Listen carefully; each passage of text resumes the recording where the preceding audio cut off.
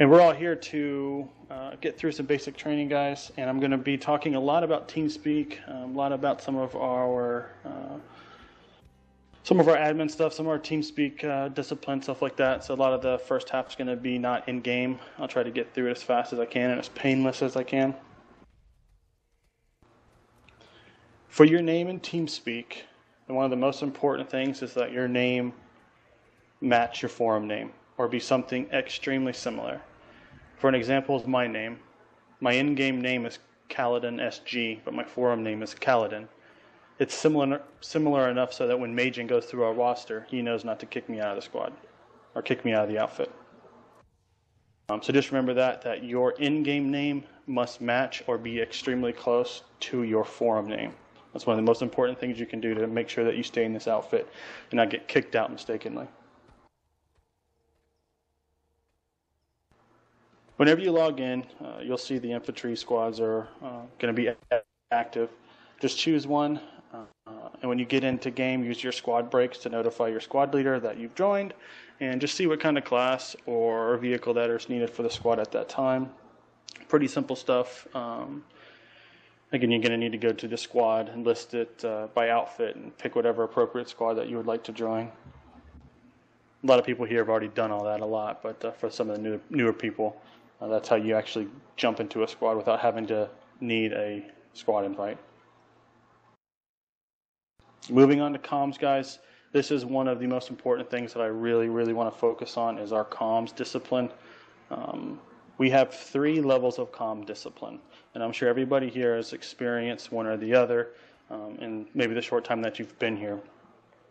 The first one is tight comms. That's what this training is going to be abided by, and it's the default for all and any Sturmgrenadier operation. It's meant to be brief and to the point, clear and concise. It's for calling out contacts and other vital information.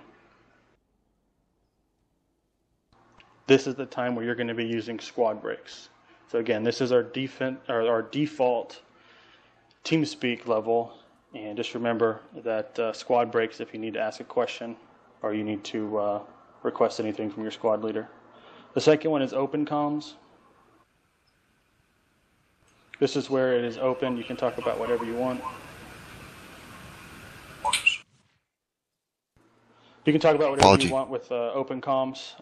Again, it's going to be a little bit more rare to be under those circumstances other than tight comms, but it's your opportunity to talk about your weekend, talk about your dog, talk about whatever is going on, and you don't need to use those squad breaks. It's a good chance for everybody to have a conversation, get to know each other. And all squad leaders use kind of different levels, some more than others, but just keep that in mind that we have tight comms and open comms, as well as hold comms. Under hold comms, nobody in the squad speaks. It needs to be completely silent. It's because your squad leader is listening to multiple channels at the same time. You listen to platoon comms and maybe even a command level comms, and be mindful that you talking might be talking over the orders that are being passed down. So if a hold comms is called, everybody needs to stay silent. These are extremely temporary, but you need to wait for your squad leader to give the order that comms are back to tight comms. While you're on hold comms, though, doesn't mean that we can't communicate within the squad. We can still use our Q key to spot targets. We can listen for shooting, which is why SG does not randomly shoot. We do not shoot our names into the wall. We do not make smiley faces in the wall with our bullets. And the reason that is because if I hear you shooting, I assume that you're shooting at a bad guy. There is an exception where you can talk during a hold comms, and that is if there is a critical danger to the squad, such as multiple galaxies dropping on your position, that is immediately is an immediate danger to the squad, the entire squad. However, a single tank outside of the building or a mosquito flying over is not grounds to break the hold comms. Next, I want to talk about contact breaks. These are how you're going to be calling out contacts during tight comms. And it's important that this be clear, short, so that everybody knows exactly what you're talking about, because we want to start getting rockets or gunfire directed towards that threat. A good example is 3 prowlers east of 7. that lets everybody know that there's multiple prowlers to the east of number 7's position that's on the map. What you don't want to say is that, hey guys, there's a prowler next to me, or there's a prowler over there. That is not helpful at all. I have no idea what we're talking about. We want to be using our cardinal directions, which is north, south, east, and west, or landmarks, like by the ammo tower, or by the point, or whatever you can do to make it short and so that everybody recognizes where that threat is at. So you want to be using the number of your squad so that everybody knows who's talking, or at least your name.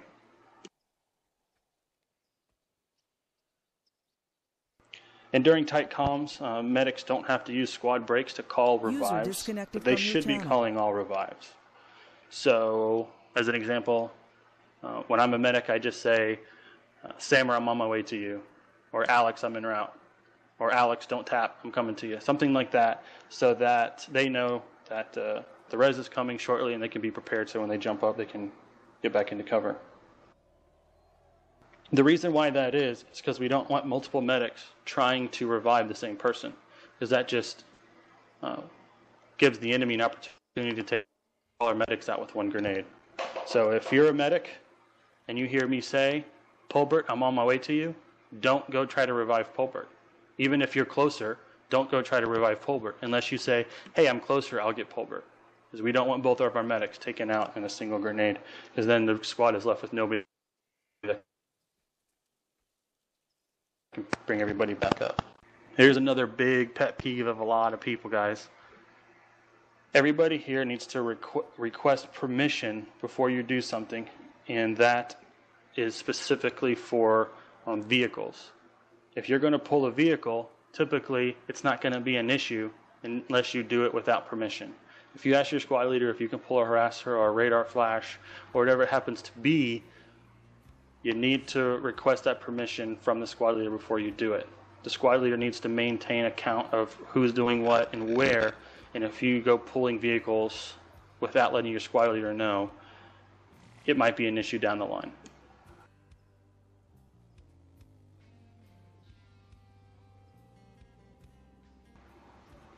Next up, we're going to talk about, we have been talking about squad level comms. Everything that I've talked about up to this point with tight comms and hold comms and open comms has been on the squad level.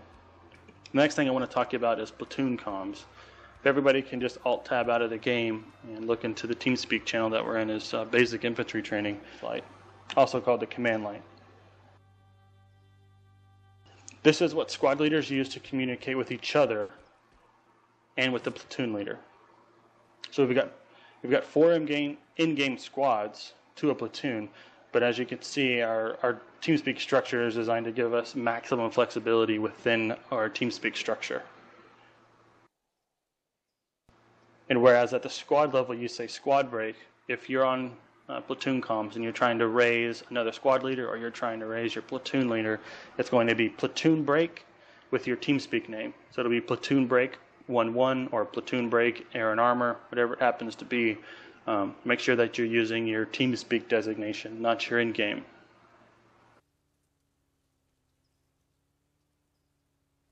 This is a way for the squad leader to provide their constant updates to the platoon leader. So if you've been given orders to take an objective, you get there and you're meeting resistance. The platoon comms is where you're going to be able to let your platoon leader know exactly what's going on at whatever objective that you're trying to get to. The next level is our command comms. I'm going to turn that on right now, and you'll see a star come up next to my name. That's our platoon comms. So if you see somebody with that star next to the name, they have their command comms activated. And this is the way our multiple platoon leaders can talk to each other, or during some major operations we can have our air and armor guys maybe in a separate channel talking only on that command level to our overall. That way that when we have so many squads, it's not cluttered in chat.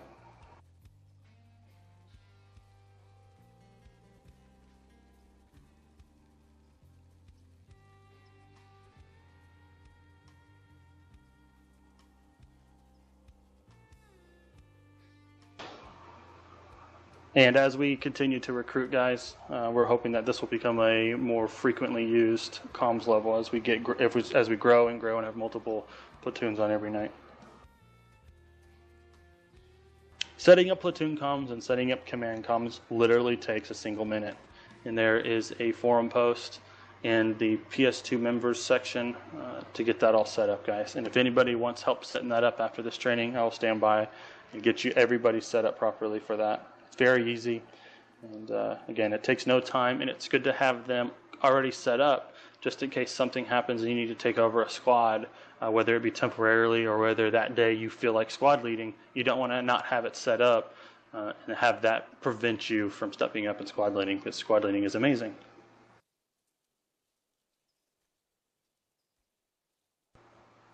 In general, we don't want everybody to just turn on their command lines in a squad unless you're actually leading that squad. If you want to listen in, just go ahead and ask permission to turn on your command light. And the reason this is we don't want 5 or 6 command lights on in a single channel and not know exactly who's leading that squad. However, it is greatly encouraged that if you're interested in squad leading and you want to get your foot in the door, to listen in. Go ahead and ask and say, hey, can I listen to the platoon comms? I want to see how it's done.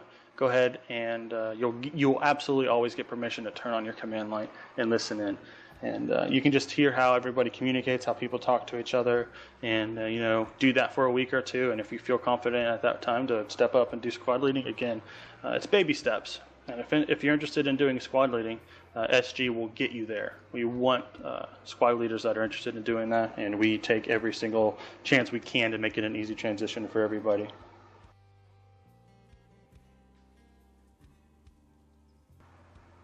And again, understand that your squad leader is listening to multiple channels, so that if you ask for something and you don't get a response, standard operating procedure is you wait 15 seconds, and if you still don't get a response, use a second squad break. And if that doesn't work, you can continue using squad breaks until you can actually get your squad leader's attention. A couple things that have been brought up in the past is the word down is one of them. Very confusing because you hear it used for things that are being destroyed or things that are being deployed. So you'll say, for instance, spawn beacon down. Does that mean that yours just got destroyed or that the squad spawn beacon has just been deployed? You can see how that's very confusing. So we'd like to use destroyed, dead, or killed if you shot something or something just exploded, and use deployed or activated if you are actually doing that. So you would say squad beacon deployed or spawn beacon activated, and that way it's not confusing as to exactly what you mean by the word down, because it's very confusing. And with that said, friendly and enemy targets need to be specified instead of Sunderer destroyed. Whenever I hear that, I assume it's our Sunderer. I assume that our Sunderer just got destroyed. It needs to be enemy Sunderer destroyed, or our Sunderer just got destroyed, friendly Sunderer destroyed, whatever it is. Make sure that you're specific when you say a target's destroyed. That way the squad leader and the rest of the squad knows exactly what faction that you're talking about. All right, so let's get in game here, guys. Again, this is supposed to be super basic, very simplistic stuff here. An SG squad, I got disconnected. An SG squad typically runs 8 heavies or maxes, because we use those interchangeably, 3 medics, and a single engineer. The reason why we run so heavy with our heavies and our maxes is we want to have that alpha strike. If we get engaged by an enemy tank, we want to be able to neutralize that threat as fast as possible. That's why we have so much firepower in our squad. If we start adding more medics or start adding more engineers, we sometimes take away from the versatility of the squad. Not necessarily saying that more engineers and more medics is a bad thing, because they both are very good. Medics have C4, engineers have that anti-vehicle turret. But typically, our typical default setup is 8 heavies, 3 medics, and 1 engineer. But all squad leaders use this as a baseline, but they adjust it to their own squad leading style and their own play style.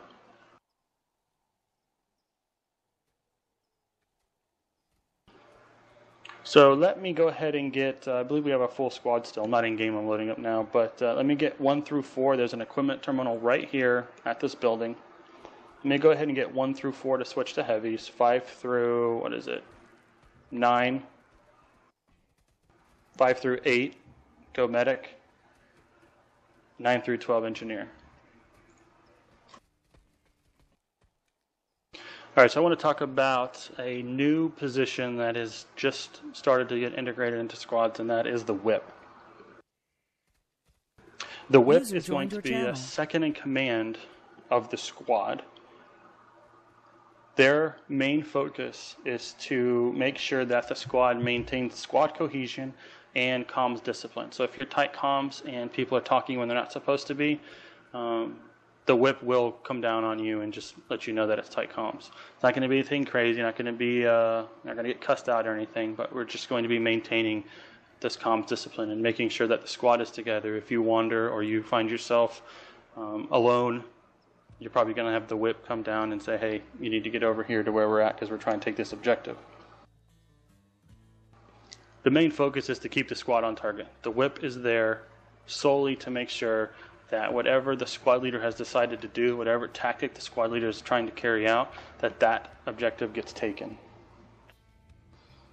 So the squad leader maintains and retains the full tactical decision making within the squad. The whip is just there to make sure that the squad is moving, motivated, and that whatever happens gets done quickly and efficiently and effectively. And is also there that if the squad leader needs to log or needs to move out or leave, the whip can take over quickly and can designate a new whip.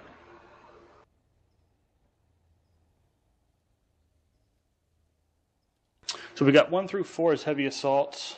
They are going to be our main punch. They're versatile, very, very versatile for offense because they have shields that they can soak up damage and they have anti-vehicular capabilities.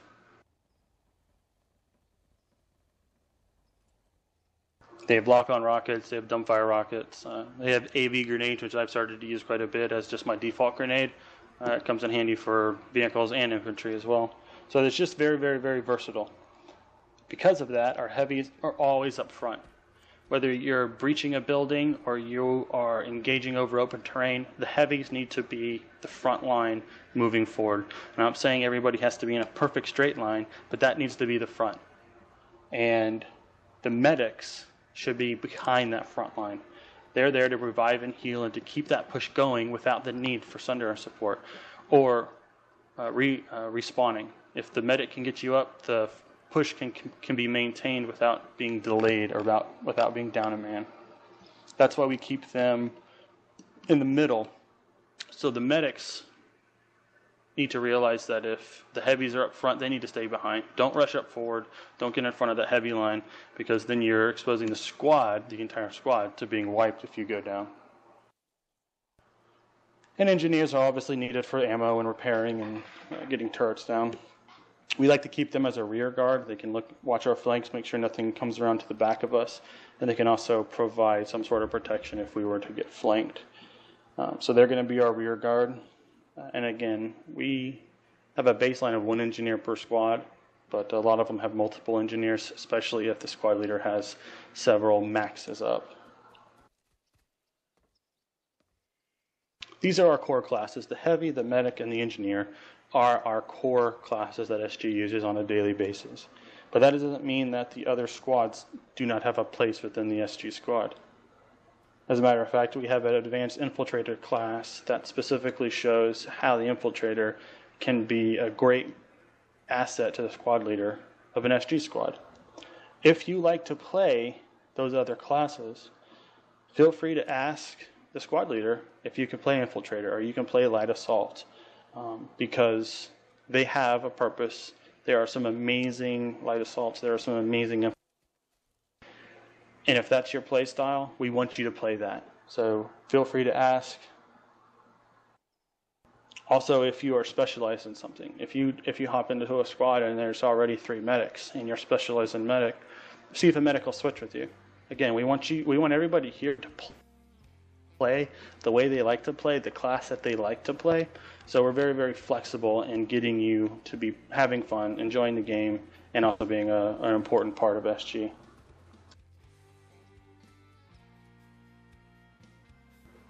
Again, I want to emphasize, we don't want anybody to ever pull vehicles unless they ask or are told to do so.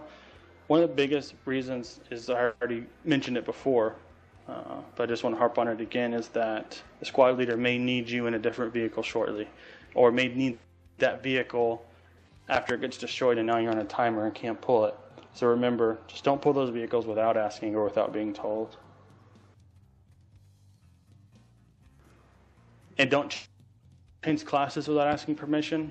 If I've got 3 medics in my squad and I'm out fighting, doing my thing, and my whip is busy and he's not maintaining the squad composition well, I don't want to end up with no medics at a certain point. So if you're going to switch, feel free to ask. A lot of times, if somebody asks if they can switch to a certain class, I'll take their spot. Again, we want you guys playing what you guys prefer to play, but just don't switch without letting the squad leader know. Again, we don't want to end up with a situation where there's no engineers, so we have no ammo, or we have no medics, so there's no revives. It just gets really, really messy.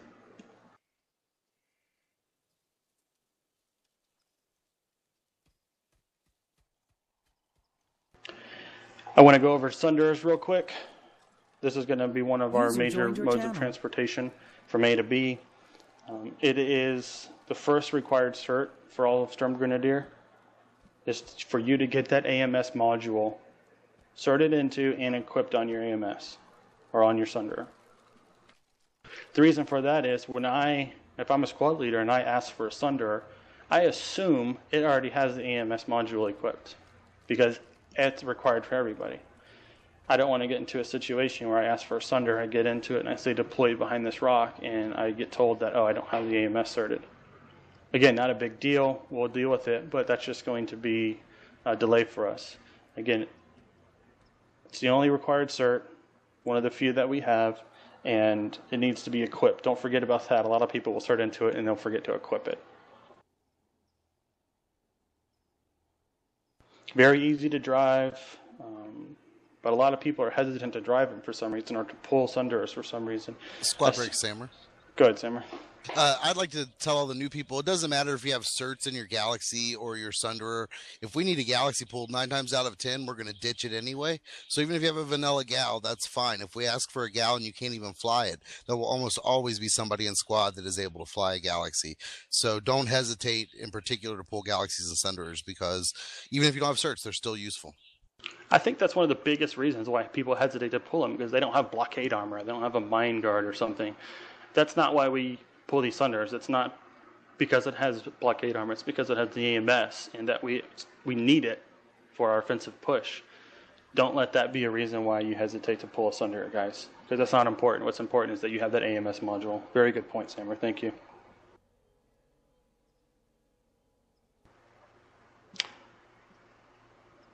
We want all medics and infiltrators on the guns. So if you're in a squad and you're a medic, you should be actively trying to get into those gunner seats.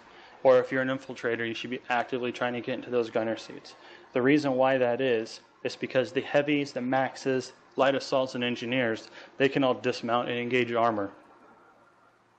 Medics, on the other hand, while they have C4, they can provide fire support with the Sunderer guns, and they can also provide reses after the threat is gone. So we need those medics as protected as possible. That's why we have them on the guns.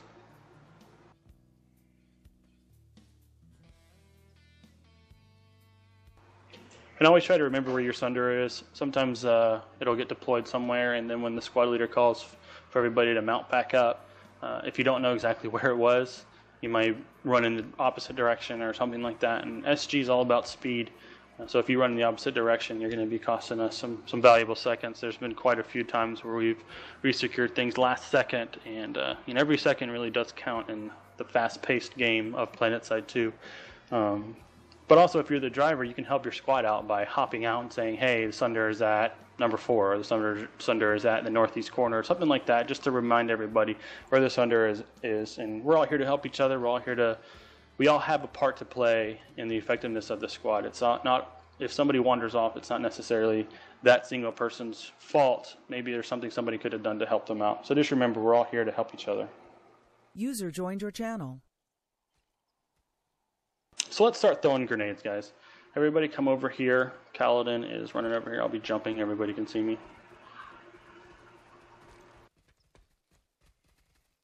What we're going to do here is we're going to be running up to that barricade that's closest to us, and we're going to be trying to throw a grenade in that top window. Okay? Grenades in this game act very, very odd.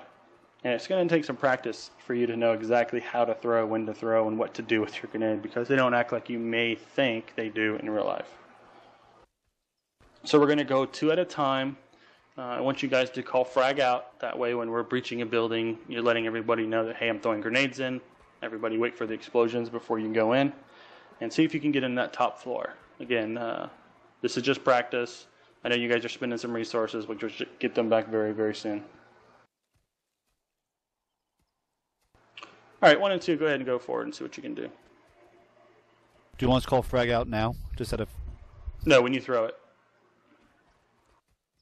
Frag out. Frag out.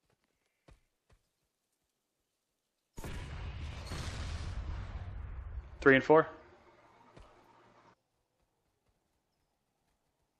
Frag out. Frag out. 5 and 6.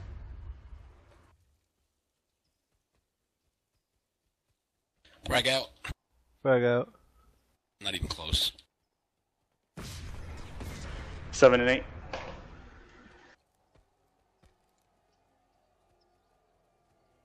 Frag out. Oop, back Frag out. 9 and 10. Dud. Frag out. Frag out.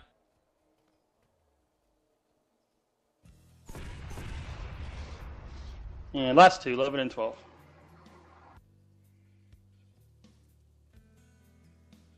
Frag out. Frag out.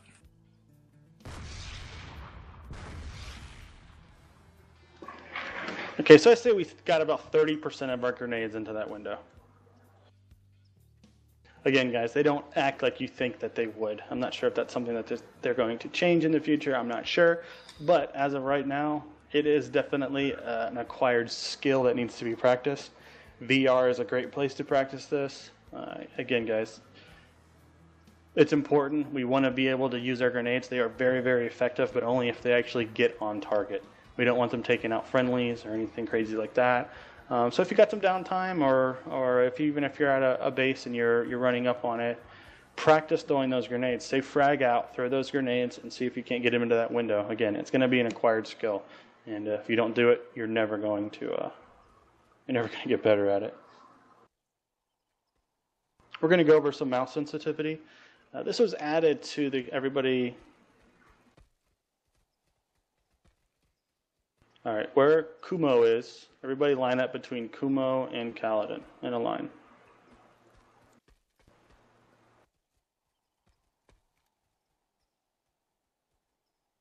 This is one of the most difficult things to do in the game, is lining up in a line.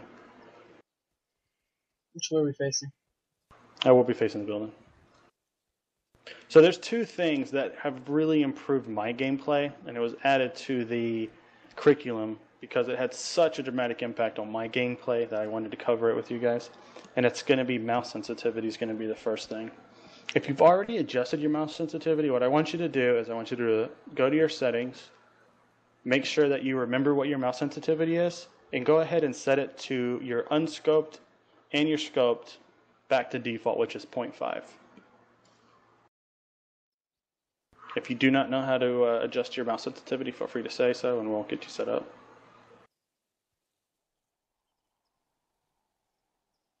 All right, so with your mouse sensitivity at 0.5, guys, what I want you to do is just track me with your weapons. I'm going to be jumping around. Feel free to shoot at me, but just get a feel for how. Go ahead and open fire.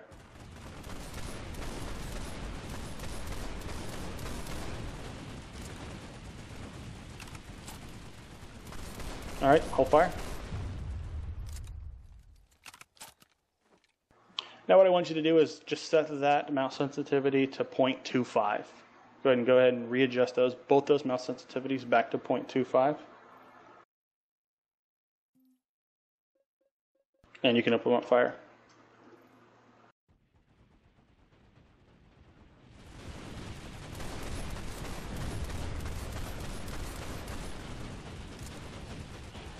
All right, hold fire, ceasefire. Now, what works for me doesn't necessarily work for you because there's some sort of mouse thing, DPI settings and whatnots that Windows, I don't know the specifics of it. I do know that my setting is not the same as your setting, so find what works for you. The biggest problem that I had when I started playing PlanetSide 2 was when I saw a target, I would overcorrect my cursor and I would never hit them. I would never get that first shot off. And everybody here who has played even a little bit of this game knows how important that first shot is. I would always overcorrect. I would always overrun my target with my cursor. And when I adjusted, it took me a week or two to find a good little sweet spot where I had control, but I also had speed. Play with it, see what works for you guys. Don't be afraid to adjust it up or down. Mine is super low. Mine's like 0.0 something. So just be mindful of that mouse sensitivity. It can have a really, really great effect on your control with your weapon, control with your cursor, and getting those rounds on target. All right, let's come over here and stack up right over here on me. Next thing I'm going to talk about is the difference between burst fire and fully auto. Again, I had such a hard time when an enemy would pop out in front of me. Not only would I overcorrect, but I would just bear down on my mouse button and I would empty my entire magazine. And that is not an effective way to kill a target. So what I'm going to do is I'm going to demonstrate the differences between burst fire and automatic fire. And again, we're going to definitely see the differences. So from this range right here, I'm going to empty an entire magazine into this wall. Actually, I probably don't have a very good gun for this, but here we go.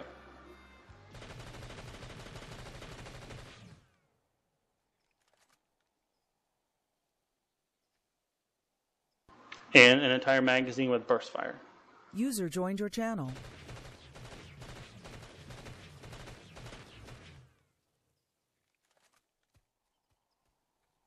Now, if you have your graphics settings to a certain point where you can actually see bullet holes, you'll see that the top is probably more than half the size of the bottom cluster. Also notice that the burst fire is not necessarily significantly slower than full auto. It's obviously slower, but it's not significantly slower. Actually, steel can almost empty an entire magazine as fast as with burst fire as it can full auto. I'm not quite there yet. It does take practice, but you can see it is a great difference.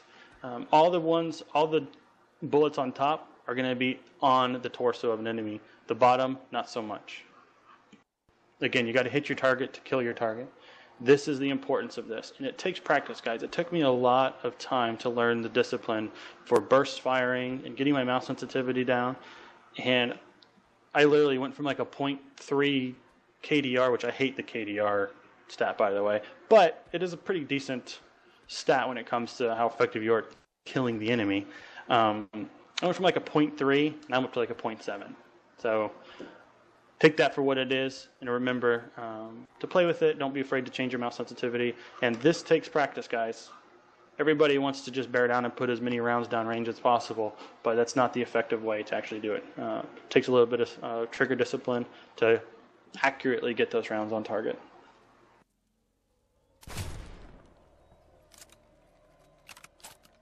All right, spawn discipline. We have medics. We have amazing medics. We have fantastic medics. Wait for your revives. You will be surprised what they can survive. They can hide. They can do all kinds. I don't know what they do, really. They have a lot of good tricks to stay up. They will get you up. There's really if you stay with the squad, you should be able to get a revive. If you stray or you go outside of a building or you're operating outside of the support range of the squad, you're going to do one of two things. One, you're not going to get revived. Or two, you're going to get your medic killed. So remember, guys, squad cohesion plays a huge, huge role on whether or not you get a revive. Because these medics are amazing, and you will get your revive. Do not tap. Do not tap. unless your medic tells you to, or you ask and are told to do so. But there will come a time where the squad will wipe, the medics can't revive, and some sort of other catastrophe happens. Don't just pick a random spawn point and spawn there. Wait for your squad leader to tell you exactly where to go, because we want to be able to keep the squad together and not have to wait. Oh, sorry, K-Tap, he just spawned over here. Now he has to redeploy and spawn over here. We don't want that to happen. Also, we don't want you guys using these spawn beacons unless you're actually told to do so. That's because there's a timer involved, and we do a lot of crazy stuff with spawn beacons, and we want to make sure that your timer is available for you to use it if we need it. Again, if you wipe, you need to wait for orders on where to spawn. And if you are given an order to redeploy or spawn here or do whatever, we just want you to do it immediately. Following those orders, again, everybody here wants to have fun, and having fun involves being effective, shooting the enemy, winning, all that good stuff. And anything that squad leader tells you to do is to further that goal. And you might not necessarily know exactly what the end game is. Maybe the squad leader's been told something by the platoon leader. Just do it. When you're asked to do something, just do it. And if you don't like how the squad's being led, start squad leading. That's an amazing way to get a lot of knowledge with the game, get a lot of experience with the game, and you can start running squads the way you think they should be run. When you get a redeploy to the warp gate order, it needs to be done immediately. Stop fighting. Either press /suicide, or you can hit your delete key and it'll start your 10-second timer. Remember, guys, you have a mini-map for a reason. It has the number 1 on it. That's your squad leader always. You should be very, very, very close to that number 1 on your mini-map, obviously with your corresponding squad. If you're not near your squad leader, I can guarantee you that you're in the wrong place. All right, let's come over here outside the warp gate bubble. Should we get squad break Kumo? Good, Kumo. Should we all get grenades and all that stuff, or not necessary? Don't do that right now. We'll be all right.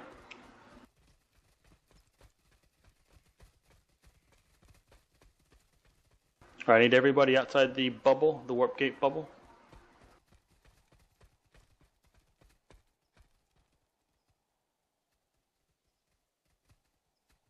All right, I'm going to need a galaxy pilot for this. Go Crowns. I'd rather it be from Bravo Squad. State of Bliss can. Thank you, State.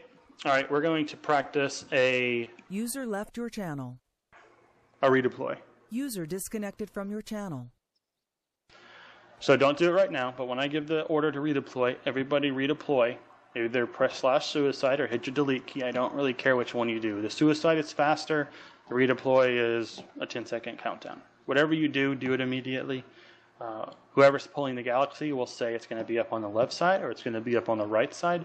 As soon as the entire squad is loaded up, get off the ground, and I'll just be timing you just for the sake of training, and we want it under 60 seconds.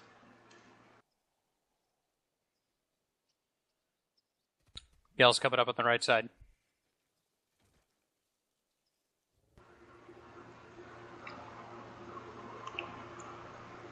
Ready, redeploy. Everybody redeploy to the warp gate.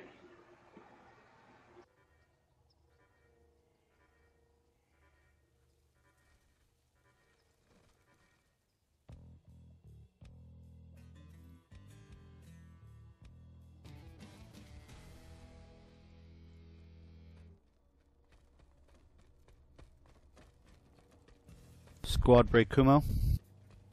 Go, Kumo. For turns, for gunning in this position, do you still want it to be medic and guns and heavies outside, or is this not as important? No, medics and infiltrators are always on guns, no matter what. User joined your channel. Medics, go ahead and pop your AoE heal. We want to go in. I will call a stop or hold here, set up defensive positions. At that time, engineers should be throwing down turrets, should be throwing down ammo. Find a defensive spot, guys. Get into a defensive spot and hold there. A defensive spot is not the doorway. Let the enemy come into the doorway and you can shoot them in that fatal funnel. Back away, find some cover, and get your gun pointed Hey, towards the wake door. up. You don't stand in the doorway because a grenade's going to get you. All right, so Kaladin will lead you through this. When I run through, just follow me. I'll be in the lead. Again, frag outs. I'm going to get inside the building, kind of monitor what's going on. After the first run through, we'll switch classes. User disconnected from your channel. And everybody will have an opportunity to play every single class for this. We will have Op 4 guys. However, this is probably going to be a hot zone pretty soon. So until I say so, do not fire on any enemies until I give the order.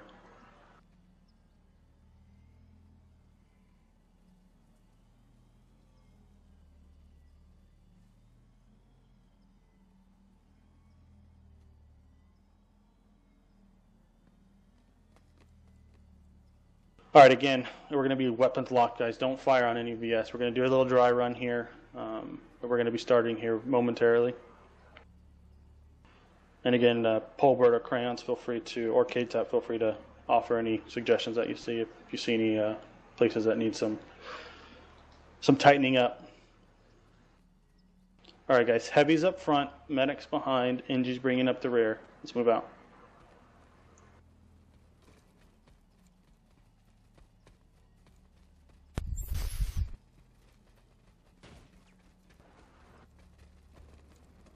Frag out. With the group box. Hold here, set up defense. Keyboard issue. Contact enemy gal east. Sorry, keyboard All right, issue. hold position. Hold position. Sorry, new batteries.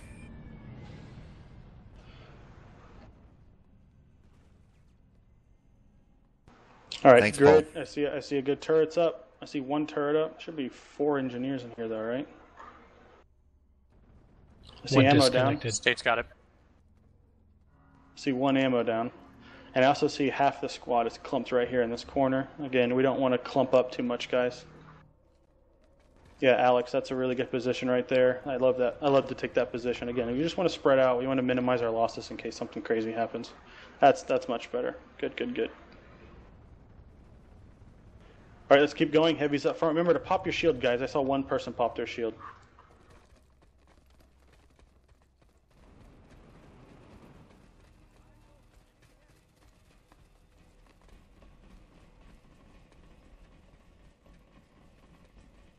All right, we're going to breach this building. Frag out.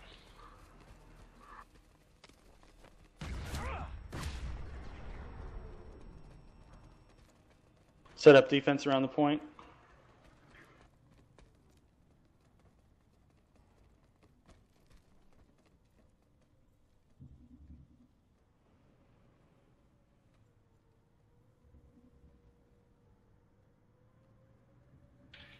One quick comment. Good. Medics, make sure you're spread out in the group. You want to make sure that if a medic goes down, 1 grenade doesn't take down 2 medics. Here's the deal with turrets, engineers. You don't absolutely always have to man them, but they're a great way just to put a little bit of cover. Come up here and look at the top floor User at this joined your building, or this channel. door. This turret, the engineer put a turret here. He's obviously not going to be manning this turret, but it's a great way for some enemy to come in. They're going to run right into this turret. And again, it's just extra cover for you guys and a little barrier for them. We got contacts. Enemy MS to the southeast.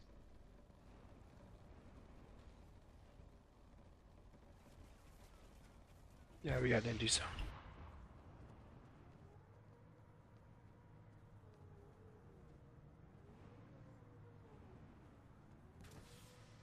All right, let's go ahead and head to the spawn room. Head out the bottom floor door, guys. Bottom floor door.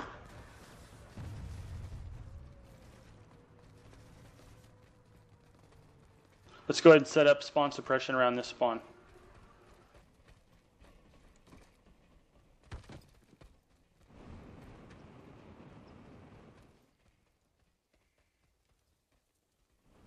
I don't know how to do this so heavy.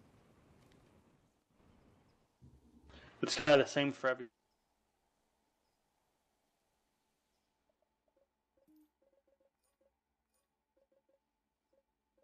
All right, looks good. Just remember, a spawn room is 360 degrees all the way around with 4 sides. Make sure it's covered on all sides. All right, let's rally back up at the platoon waypoint. Everybody rally back up at that platoon waypoint.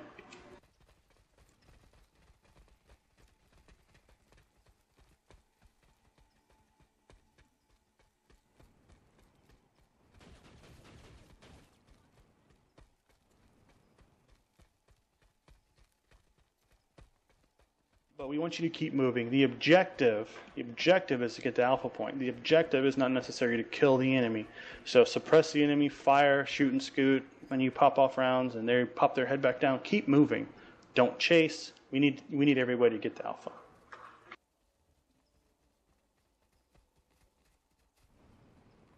Again, heavies, shields. You need to pop your shields. Medics, AoE heal. Engineers, ammo. You guys know what to do. It's kind of a lot, but we're here. We're practicing. Copy. All right, heavies, move out. And note, y'all are going to want to recapture Alpha at some point during this run. Yeah, we screwed up. Sorry. Yeah, we'll get there. All right, breach this room. Clear it out.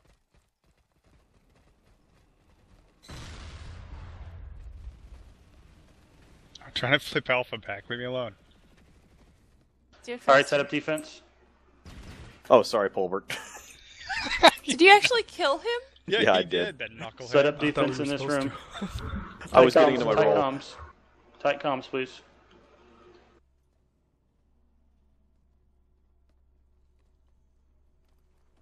All right, State. Got an You gotta enemy be south. walking. You gotta be.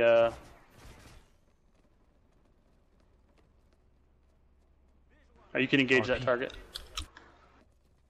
Everybody's weapons free on any VS targets. All right, let's move out. That's very good. I love the defensive position here. Got a contact south. All right, remember it's Alpha Point, guys. We got to get there. Shoot at it and keep moving. We'll have the medics get you up if we need to.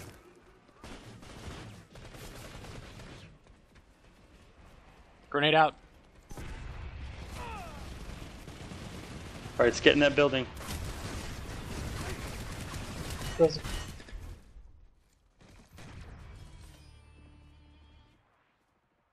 right, we need to get in this building, guys. Keep moving. Keep moving. Two spread out.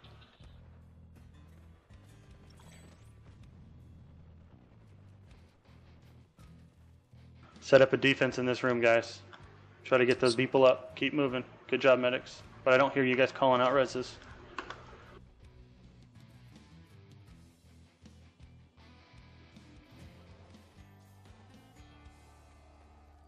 User disconnected from your channel.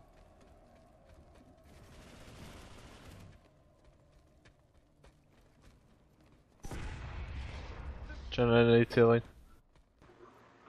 right, great job here resecuring the point, guys.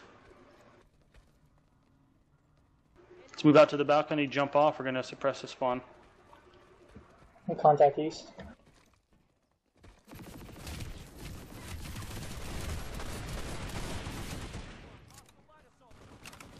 Coming for you, Healing Janet. Janet. Keep going, keep moving, guys. Suppressed, move. So he's suppressed. Keep moving. Time to close the deal.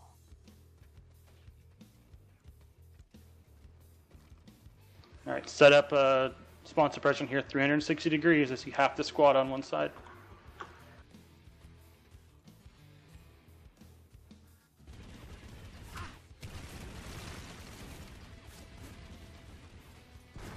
Contact rear. The facility is secure.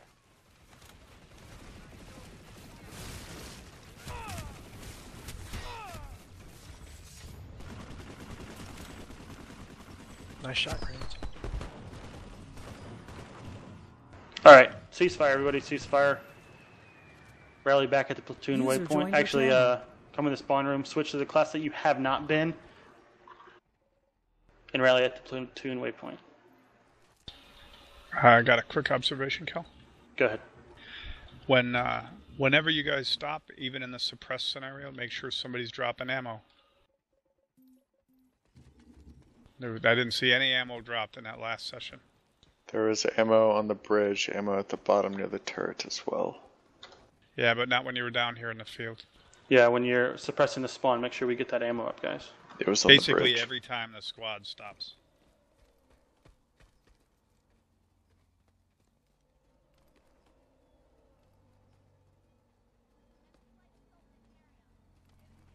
You guys can kind of get a feel for how hectic it can be calling out reses and calling out targets. That's why we need it to be very, very short, clear, concise, to the point. Get what you want to say over comms. Make sure that it's being able to be understood, and just move on to the objective. That's why we need these runs through, these practice runs, to get familiar with that. And try to call your reses as much as you can, guys. I know sometimes it's crazy, but call them out. Because in the real world, we don't necessarily always have 4 medics. All right, guys, this will be the last one. So go ahead and try to make this one the best, and go ahead and move out. We're going to be doing the same exact format, the same exact course. So go ahead and move out. Heavies up front.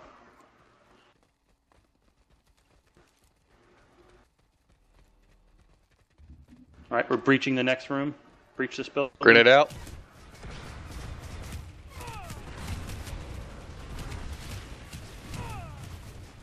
You gotta get in there. You gotta get in there. Frag out.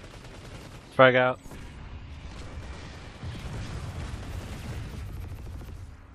Down. Set up defense in this room. Get everybody back up.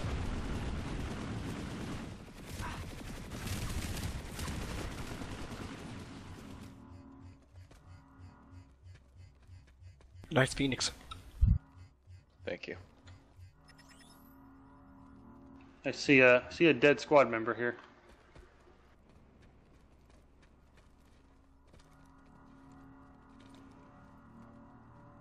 All right, let's keep moving out.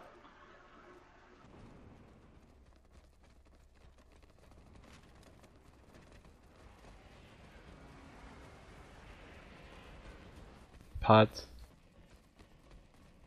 Very good. What direction? South. Keep moving. Set up defense around the point, guys. Heavy's got to have your shield up when you go through.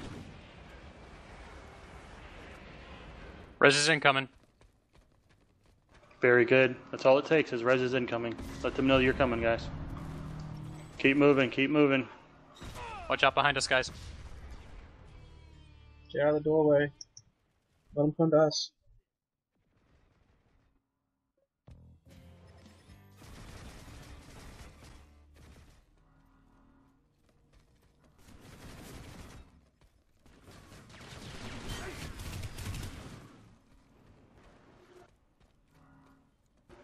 All right. Only thing here, guys, is this is grenade bait. 4 people in this little box. Yeah, I would grenade the hell out of you guys if I still had one. Same. All right, move out off the balcony, guys. Off the balcony. Suppress the spawn.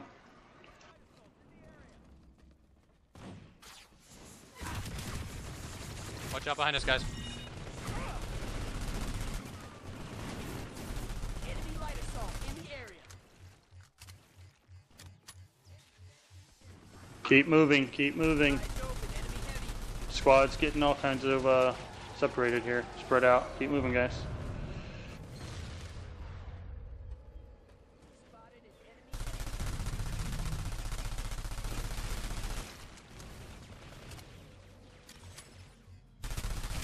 Again, we need to be calling contacts. Blue 2 is dead. Oh, someone got him. Crayons, I almost had you, man.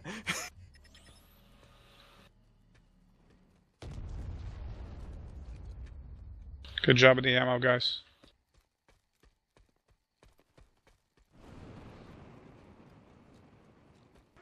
All right, let's rally back up at the platoon waypoint.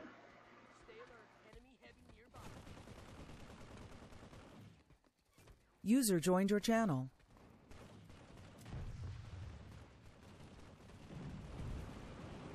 Alright, we can cease fire, rally up to the platoon waypoint, everybody cease fire.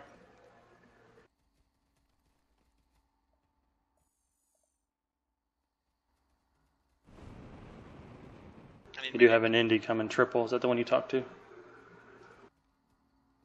Did you send him an outfit? Go ahead and send him the website. I already sent him that. Don't you?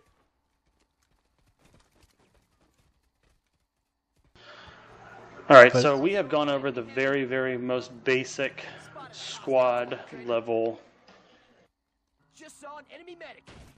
disciplines that we have, with the heavies up front, medics behind, and the NGs in the rear, guys. This is stuff that the squad leader should not be having to ask you to do. They should not be having to remind you to do this. If you're a heavy, know your role. If you see a medic in front of you, call them out on it. Hey, so-and-so, you need to back up. Let the heavies go first. If you see an engineer not dropping a turret, call them out on it. You don't have to be a squad leader. You don't have to be the whip to make sure that your squad is running like it should. You guys all know what to do. It takes practice and repetition to get better at it. Again, we've gone over the very, very basics here. But just remember that everybody here, everybody in SG, we expect a little bit more than the regular soldier. So we expect this discipline to be used each and every time that we go into a base. And I'm sure there's a few of us here who have seen SG squads hold out enemy platoons. It's because we have that. Do not team kill him. Leave him alone. It's because we have that level of discipline that a regular SG infantryman is worth 4, 5, 6, sometimes upwards of 7 indies, and that's because we have interlocking responsibilities.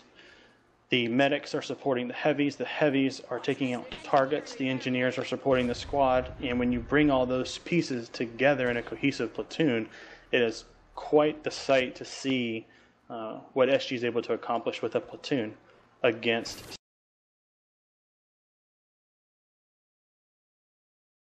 several other enemy platoons.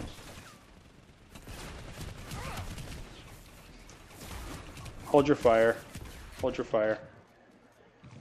I got him. Just get behind an Nice shot. Yeah, we do not team kill under any circumstances, guys. Not even those circumstances.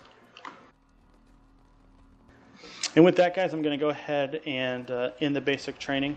I'd like to give the OPFOR a chance to go ahead and go over kind of some of the things they saw, some of the things where they saw some improvements could be made.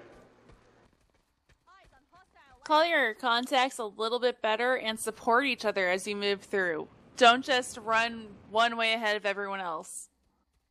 It doesn't work. Yeah, if we go in 1 or 2 at a time into a building, that's just going to end up being 1 or 2 probably dead squad members. Feel free to pause at the door, let 2 or 3 people meet up with you, and then go in. Be a much better punch. Yeah, I noticed that like 1 or maybe 2 guys would come in first, and the rest of the squad will come in. Those 2 guys got gipped almost instantly, or would in any other real situation. Yep, and I loved the contact break for the pods, but then there was no description of to where they were. A really good description would have been on Alpha Point, because they were dropping on Alpha Point. And don't stand in the doors. Let your NG cover the door. Yeah, another one during the last little run when you guys were going over to the, what was it? You're going to do spawn suppression. I came up and knifed like 2 or 3 of you in the back, and I didn't hear anybody calling that out. That's actually a really good observation, making sure you watch your flanks. Always keep your eyes on the sides and the back. Oh, and people saw me. I got into fights, but nobody said, hey, I got a knifer back here or something like that. Yep, just a quick contact break, guys. Just let the squad know, because you've got squad members that aren't seeing what you're seeing. Let them know what's going on. They can come and help.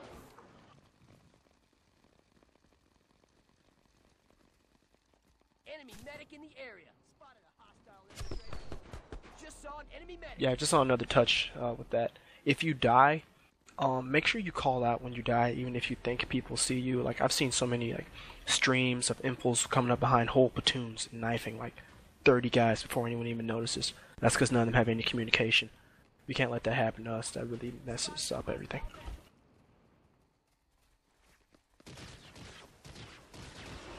Alright guys, again, we're... Is that us shooting? Please say that's not us shooting. Oops, sorry. Alright, again, we're laying down a foundation. There's many, many more trainings available. We have transport training. We're getting together a standard infantry training that is going to build upon this stuff, guys. With that said, I want to cover fire teams really quick. This is something that's also even more new than the whip, is these fire teams that we're going to be going to. We're going to be using evens and odds, so just make sure that you realize what number you are in the squad. And when that gets trickled down to everybody, you'll kind of have a heads up on it. But again, we have a lot more trainings available. We have a lot more trainings that are being developed. If you have an idea for training, or you have a way to make this particular training better, feel free to say it now, or you can send me a PM on the forums. Again, each and every one of you have an opportunity to help make Sturmgrenadier better by developing trainings or videos or whatever it might be. We're open to all of that. All of this that you're seeing now was done by members and has grown to where it is today. Again, if you have any questions, stay in the channel. If you want to get your platoon and your command comm set up, stay in the channel. We'll get you set up.